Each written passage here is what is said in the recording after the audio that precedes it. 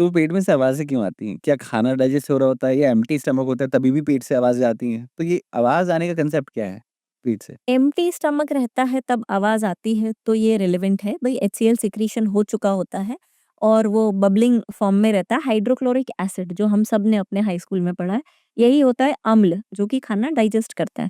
बहुत देर तक यदि आप भूखे हैं तो कई बार पेट गुड़गुड़ाने की आवाज़ आती है।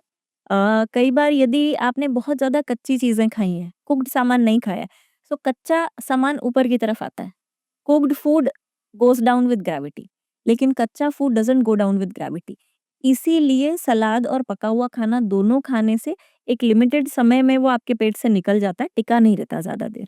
बहुत कच्चा खाना भी जो लोग खाते हैं, उनको भी पेट गुड़गुड़ाने की आवाज़ आती है। तो what is better cooked food और रॉ फूड? क्योंकि एक रॉ फूड का भी आजकल एक स्टार्ट हो गया है कि आपको रॉ फूड ज़्यादा खाना चाहिए। अगर आप रॉ फूड ज़्यादा खाओगे तो आपको ज़्यादा नरिशमेंट मिलेगा और आप फैट लॉस भी बहुत ज़्यादा करोगे।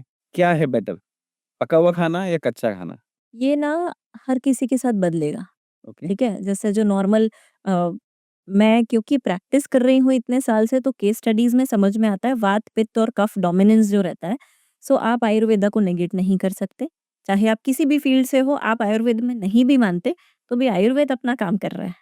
तो अगर आप वात डोमिनेंस वाले हो और आप बहुत ज़्यादा कच्ची चीज़ें खाओगे, तो वो आपको बैकफ़ायर करेगा। पित्त वालों में आप जितना कच्चा खाना खाओगे उतना फ़ायदा करेगा। कफ वालों में there has to be a combination. पर इन जनरल यदि हम एक न्यूट्रिशन की गाइडलाइंस के तौर पे जाने, तो खाने में कच्चा फूड होना चाहिए। कितना प्रतिशत? 1/3 ओके। मतलब भई और बहुत सिंपल है अगर ऐसा लगता है ना कि बहुत ज़्यादा अच्छा सैलेड में मुझे बनाना नहीं आता, आप सिर्फ़ एक गाजर खा लो, बट रोज़। बोलते हैं कि सबसे पहले 2 थाली हमारे पास होना चाहिए।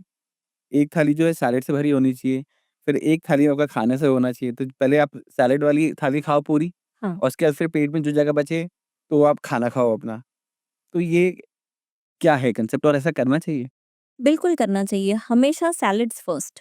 ओके। आपको एसिडिटी नहीं होगी, ब्लोटिंग नहीं होगी, इंडाइजेशन नहीं होगा, कॉन्स्टिपेशन नहीं होगा, क्योंकि कच्चा खाना जो है वो ऊपर आने की कोशिश करता है और कच्चा खाना आपके पेट में जो है मूव भी जल्दी करता है because it has high fibre और जितना भी टॉक्सिन्स रहता है ना उसको अपने साथ बाँध के आगे ले जाता है। राइट। कुक्ड फूड में कैलोरीज़ ज़्यादा रहती हैं। कुक्ड फूड डाइजेस्टिव एंजाइम्स के साथ मिक्स होके नरिशमेंट प्रोवाइड करता है। विटामिन्स, मिनरल्स कच्चे में से भी मिलते हैं।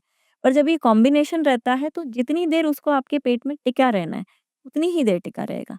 यदि आपने frozen food, cooked food, processed food ये सारी चीज़ें एक साथ ले ली, दैट डज़न्ट मूव। अगर उसमें फाइबर ही नहीं है तो वो हिलेगा नहीं आपके सिस्टम में से।